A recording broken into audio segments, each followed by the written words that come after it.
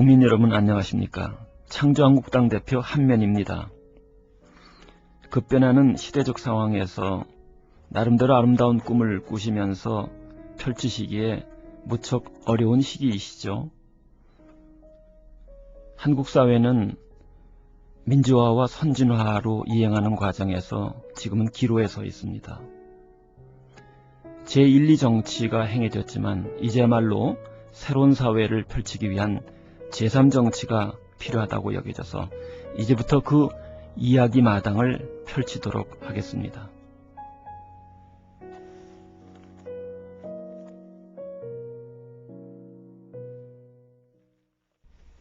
네, 첫 번째 강의 주제는 마이클 샌델의 저서가 한국사에서 인기를 끈 이유에 대해서 자세히 살펴보도록 하겠습니다. 2010년 여름 무렵이죠. 마이클 샌델의 정의란 무엇인가라는 저서가 서점가에서 1위를 차지했다는 소식이 전해졌었습니다. 보기에 따라서는 가볍게 읽거나 하는 에세이, 소설, 이게 아니죠. 그리고 돈을 벌게 해주는 경제서적도 아닌데 거의 1년 가까이 베스트셀러가 돼서 전 국민의 회자가 되었었습니다. 샌델이 다양한 실제 사례를 동원해서 정의에 대해 비교적 쉽게 서술하고 있지만 여전히 정치 철학의 이야기라서 결코 쉬운 글은 아닙니다. 인문학 서적이, 그것도 가장 까다로운 철학 서적이 장기간에 걸쳐서 베스트셀러 지위를 유지했다는 것은 정말 놀라운 일임이 분명한 것 같습니다. 그렇다면 술술 읽어낼 수 있는 것도 아닌 책이 오랜 동안 유명세를 타게 된 연유는 무엇일까요? 몇 가지로 저는 짚어볼 수 있다고 여겨집니다. 여기서는 정치적 요인과 교육적 요인, 그리고 사회적 요인 세 가지로 꼽아서 구체적으로 논의를 해보도록 하겠습니다. 첫째, 정치적인 이유로서 이명박 정부가 정의를 유린하고 있다는 생각이 국민들 각자에게 부지불식간에 찾아들었을 수 있고, 이에 따른 반사적 호기심이 샌델의 정의에 대한 관심으로 이행했을 것이라고 보여집니다. 이명박 대통령은 선거 과정에서 비즈니스 프렌들리, 풀어서 말하면 친기업 정부를 구성하겠다고 공약을 했었지요. 실제로도 정부의 출범 직후에는 강부자 내각으로 지칭되지 않았습니까? 기업과 부자의 세금을 낮춰줬을 뿐만 아니라 그들에게 매우 유리한 정책을 펼쳤습니다. 노무현 정부 말기인 2007년에 우리나라 1인당 GDP가 21,000달러를 넘어섰는데요. 그 이후에 닥친 글로벌 금융위기로 인해서 이명박 정부 때인 2009년에는 17,000달러 수준으로 떨어졌었습니다. 그리고 2010년에는 다시 회복세를 보여서 20,000달러 고지에 간신히 도달했습니다. 그런데 요 몇 년의 과정에서 빈부 차이에 따른 명암이 확연하게 달라졌다는 점이죠. 2007년에서 2010년에 이르는 3년 사이에 국민 전체에게 돌아가는 파이의 크기는 일정할 뿐인데 재벌 기업의 부는 거의 2배 가까이 늘었습니다. 그렇다면 이것은 무엇을 뜻하는 것입니까? 다른 쪽이 줄었다는 것을 의미합니다. 중산층을 포함하는 일반 서민의 자산과 소득이 형편없이 줄게 된 것이죠. 이른바 중산층의 몰락이 나타난 것입니다. 여기에는 여러 가지 요인이 있겠지만 그 가운데 우선하는 것으로 정부의 환율 정책을 꼽을 수 있다고 봅니다. 정부가 고환율을 유지하는 덕분에 대기업은 수출에 따른 이익을 많이 보게 되었지만 역으로 수입 원자재 값이 비싸지게 되면 서민은 같은 돈으로 물가가 매우 오른 생활 필수품을 구매할 수밖에 없게 됩니다. 물론 이 고환율 정책 이외에도 신자유주의 시장의 여건, 또 유럽과 또 미국과 체결한 FTA 체결, 이런 것들은 대기업과 중소기업, 부자와 빈자의 명함을 더욱 짙게 들이운 것입니다. 이명박 정부는 또한 고소영 내각이라는 별칭까지 들었었죠. 기본적으로 정부 개편 과정에서 주요한 핵심 보직을 영남 편중의 인사로 채웠었는데 그 핵심으로 대통령 자신이 졸업한 고려대 학맥이거나 그가 출석했던 소망교회 출신을 중용했던 것입니다.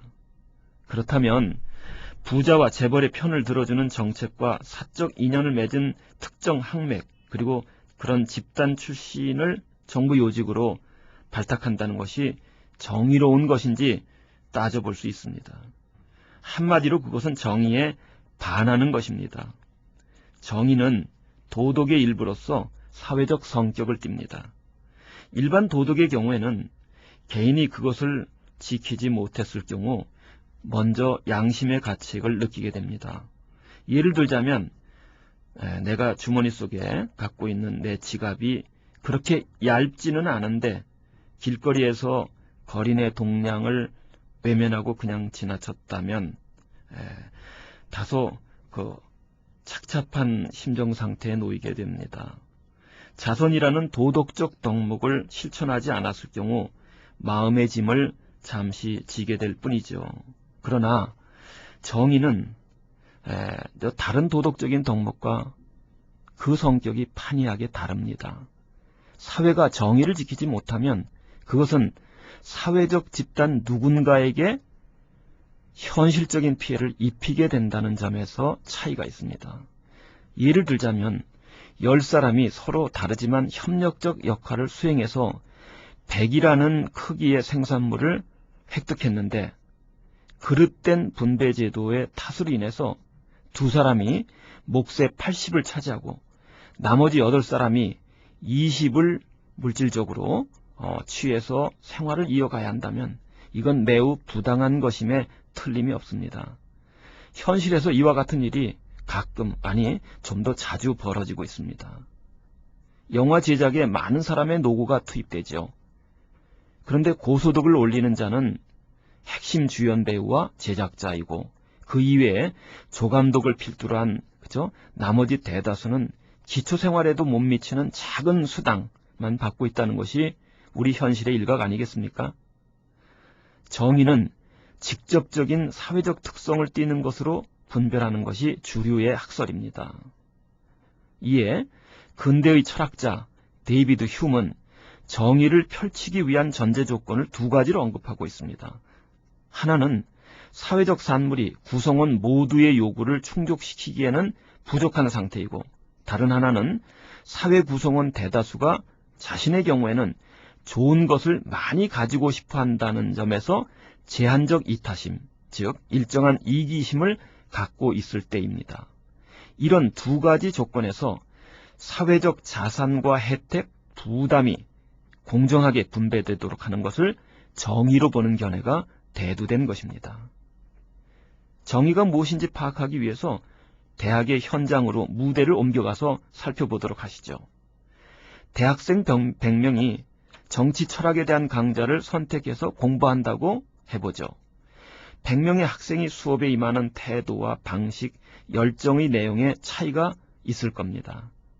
개중에는 밥 먹듯이 수업 빠지는 학생, 늘 뒷자리에 앉아서 딴짓하다가 또 기회 봐갖고 도망가는 학생, 졸기 일수인 학생이 있는 반면 늘 앞자리에 앉아서 발표를 자청하거나 교수의 강의에 집중하면서 호기심 어린 눈으로 질문을 던지는 학생들이 있습니다. 중간 및 기말 시험에서도 공부를 한 정도에 따라 천냥지차의 답안을 내놓게 됩니다.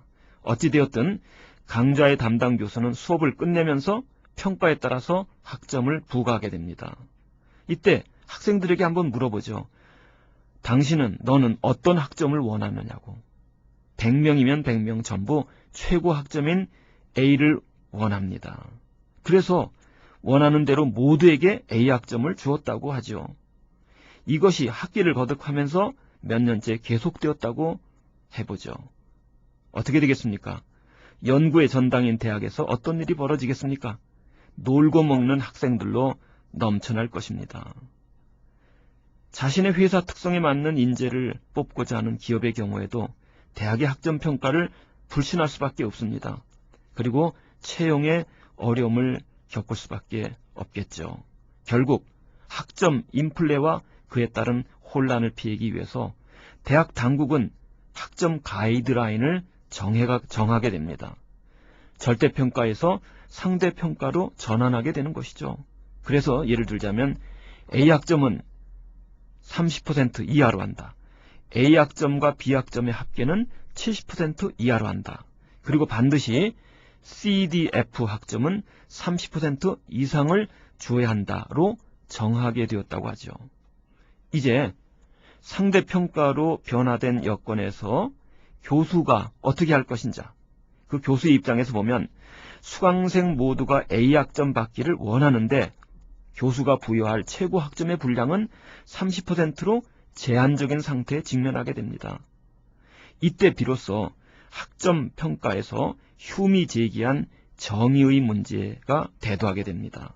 즉, 대다수가 원하는 높은 학점의 양은 제한적인데 학생들 모두는 자신의 노력이나 실력과 무관하게 최고만을 원할 정도로 다분히 이기적입니다. 이제부터 교수의 학점 부과가 정의로울 수 있고 부정의할 수도 있습니다. 예컨대 교수가 자기와 고향을 같이 하는 학생과 자기가 졸업한 모교 출신의 후배 학생, 이전부터 친하게 알고 지내던 학생, 그리고 뇌물을 제공한 학생에게 A학점을 준다고 하면 이건 정의롭지 못한 행태입니다. 교수가 자신의 수업 내용에 비판적 의문을 제기하거나 이견을 나타내는 학생에게 나쁜 학점인 C나 F 학점을 부과한다면 이것은 명백히 부정의한 행태입니다. 그렇다면 어떤 학점 부과가 정의롭다고 할 수 있겠습니까?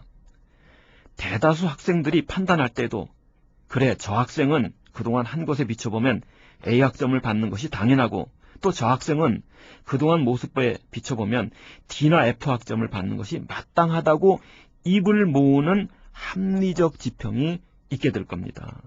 바로 이 합리적 지평에 오르는 자격 조건을 여러 가지로 들 수 있을 터인데 출석, 발표, 수업의 기여도, 또 보고서 제출, 그리고 중간 및 기말고사 답안지의 충실성 등을 들 수 있겠죠. 꼬박꼬박 출석하고 열심히 준비한 주제를 발표하고 필요할 때 알맞은 질문을 던져서 강의 주제의 맥을 짚어내고 논문 형태로 보고서를 작성하여 제출하면서 공부도 열심히 해서 시험도 잘 치렀다면 그는 응분의 대가, 즉 A 플러스 학점을 받아서 마땅하다고 여겨집니다. 그 반대일 경우에는 C나 D, F 학점을 받는 것이 온당하겠지요. 여기서 다수의 개별 사례에 나타나는 일반성을 취할 수 있습니다. 대학의 학점만이 아니라 인사라든가 사회적 자산의 분배 등에도 일관되게 적용되는 지평이 있게 될 겁니다. 이렇게 정의는 사회 구성원들이 물질적 삶을 의지하게 되는 사회제도를 구축해서 그에 따른 혜택과 부담을 받도록 할 때 누구나 규범적으로 마땅하고 옳은 것이라고 동의할 수 있는 것 또는 보편적 합리성에 의해 구성되는 것으로 파악하자는 견해가 대두하게 되는 겁니다. 이와 같은 일반적 정의의 시각에서 본다면 이명박 정부의 정책은 적지 않게 정의롭지 않거나 부정의하다고 평가할 수 있습니다. 인사정책으로 국한을 할 경우 도대체 영남 출신 고려대 학맥, 대통령의 형님 추천 인맥, 소망교회 출신 등의 자격은 정의에 반하는 불합리한 요인입니다. 경제 분야의 경우 부자에게 이롭게 하면서 사회 양극화를 심화시키는 정책 역시 부정의한 것입니다. 임기 전반기에는 잔뜩 부정의한 정책을 펼치다가 그것이 사회 문제로 부상하게 되자 후반기 들어서서 공정사회를 외치는 모습은 정말 보는 이를 화나게 만듭니다. 뒤늦게나마 자각해서 진심으로 공정한 사회를 만드는데 노력하겠다면 이를 반기지 못할 이유는 없습니다. 늦었지만 환영할 일이죠. 그런데 진실보다는 꼼수, 즉 부정의한 온갖 짝태를 정의로 포장하려고 든다면 이것은 국민을 더욱 분노하게 만들 뿐입니다. 샌델의 저서가 인기를 끈 이유 중의 하나로서 이명박 정부의 부정의한 행태에 대한 국민의 거부감이 정서적 바닥 어딘가에서 작동하다가 샌델의 책을 많이 선호하게 되는 것은 아닌가 하는 생각을 저는 가져봅니다. 샌델의 저서가 인기를 끈 두 번째 요인을 살펴보겠습니다. 둘째, 많은 사람들이 샌델의 책을 집어든 데에는 교육적 요인, 좀 더 구체적으로는 교육 심리적 요인이 중요하게 발동한 것으로 보입니다. 한국인의 교육열은 자타가 공인하는 세계 최고 수준 아닙니까? 학부모라면 누구나 자기 자식은 최고 명문 학교로 보내고 싶어 합니다. 가장 우선해서 서울대를 보내기를 희망할 것입니다. 이런 정서에 비춰보면 세계 최고의 대학인 미국 하버드에 대한 선망도 갖고 있다고 할 수 있습니다. 그런데 하버드 대학에서도 10년 이상 명강의를 하는 것으로 유명한 마이클 샌델에 대해서 진지한 호기심을 갖는 것은 매우 자연스럽다고 할 수 있습니다. 따라서 샌델의 책이 인기를 끈 데는 세계 최고 명문대의 명강사가 전하는 내용을 접하고 싶어하는 교육적 동기가 발현된 것으로 파악해도 무방할 것이라고 보입니다. 세 번째 요인도 짚어볼 수 있겠습니다. 세 번째로 최근 한국 사회에 드리워진 사회적 여건에서 인문학적 갈증이 생겨났고 그런 갈급증 속에서 인문학에 꽂힌 철학에도 다가가려는 경향이 샌델의 책을 선호하게 된 배경으로 볼 수 있겠습니다. 한국은 1997년에 IMF 외환 위기를 겪게 되면서 매우 혹독한 사회적, 경제적 시련을 겪은 바 있죠. 천신만고 끝에 이 사태를 극복한 것이 엊그제입니다. 그런데 또다시 미국 뉴욕의 월가에서 시작된 금융위기가 2008년이죠. 글로벌한 형태로 초대형 파고를 형성해서 지구촌을 덮쳤습니다. 무역 의존도가 높은 우리나라도 그 영향권에서 벗어날 수 없었습니다. 중산층 이하의 시민들의 삶은 갈수록 피폐해질 수밖에 없게 된 것이죠. 그런데 생각해보죠. 왜 미국에서 벌어진 금융권의 주택담보대출에 따른 부실이 멀리 떨어진 우리나라 그리고 전 세계로 번지게 되었을까? 우선 월과 금융권은 머리 똑똑한 돈벌레가 가득히 모인 곳으로 어떻게 하면 연봉과 배당수당을 높일 것인가에만 관심을 집중하는 곳입니다. 이때 자신들의 결정이 다른 무엇인가 누군가를 희생시키는 것이라고 해도 그들은 이를 불사하고자 할 겁니다. 돈이 중시되기 때문이겠죠. 근데 그에 따른 희생양은 가난하고 불쌍한 다수의 그 누군가, 예를 들자면 미국, 유럽, 한국의 서민 등이라고 하더라도 그들은 아랑곳하지 않을 겁니다. 물론 금융기업 각자의 위험부담도 느껴졌기 때문에 전세계 금융권으로 하여금 이 부실 채권을 잘게 쪼개어서 나누어 갖는 범죄 심리학적 차원에서 얘기한다면 공범자의 치밀함도 곁들여졌습니다.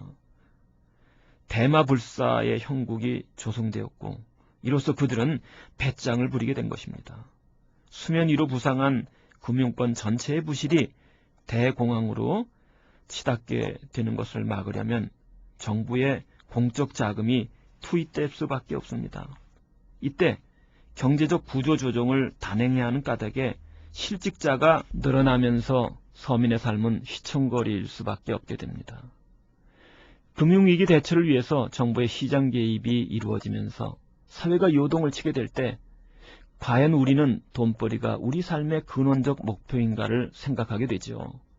도대체 약삭빠르게 경제적으로 처신하는 것이 우리가 가질 최고의 행위의 동기인가? 이런 반문을 던지다 보면 경제생활이 중요하다는 인식을 여전히 갖게 되긴 하지만 그렇다고 해서 우리 자신이 우리 스스로를 오직 경제적 동물, 돈벌레라고 표현하는 것은 지나치다는 생각을 갖지 않게 되겠습니까? 바로 이 지평에서 우리는 나의 자아가 갖는 정체성과 그리고 사회 속 이웃, 타인과의 바람직한 관계성 등에 대해서 반성적인 생각을 해보게 됩니다. 인간의 삶과 의미에 대해 성찰하는 인문학으로 시선을 모으게 되는 것이죠. 이렇게 해서 우리 사회는 IMF 외환위기 사태 그리고 글로벌 금융위기를 겪으면서 인문학에 대한 관심을 갖게 되었다고 봅니다.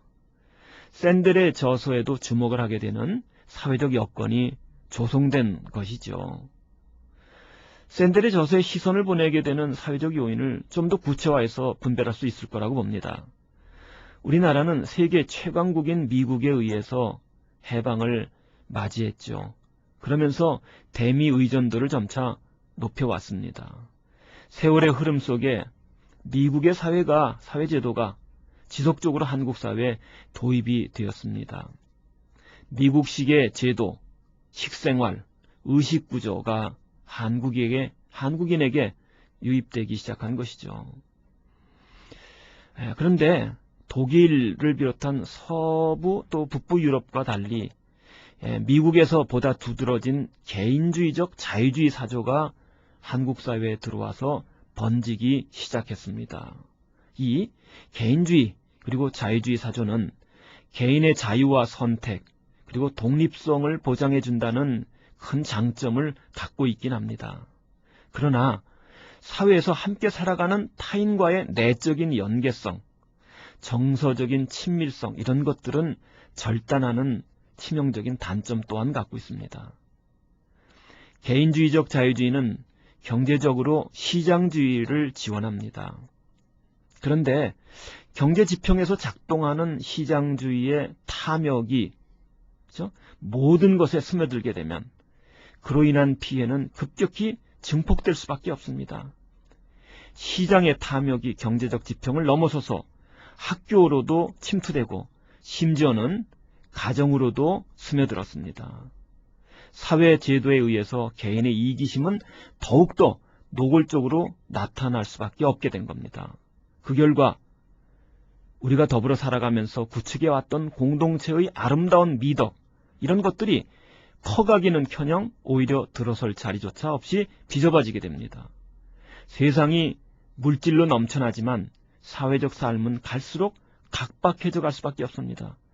인정이 메마른 사회에서 정신적으로 행복해하는 사람은 매우 적을 수밖에 없습니다.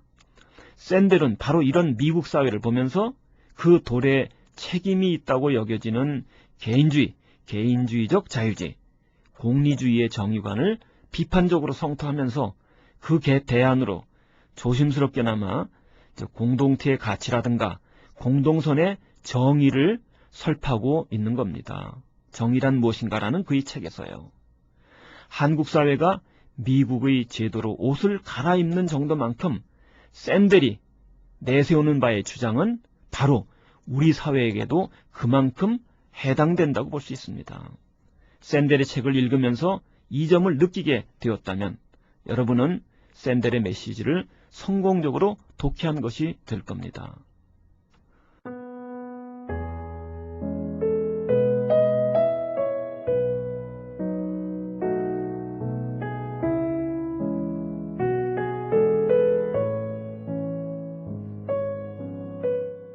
이번 첫 시간에는 마이클 샌델의 정의란 무엇인가 라는 인기를 끌게 된 책에 비추어서 한국 사회가 갖고 있는 문제점과 그리고 앞으로 어떤 새로운 방향으로 나아갈 것인지에 대한 성찰을 해봤습니다. 2부에서는 샌델의 정의관에 비춰본 한국 사회의 진단을 보다 더 구체적으로 하겠습니다. 다음 시간에 뵙겠습니다. 고맙습니다.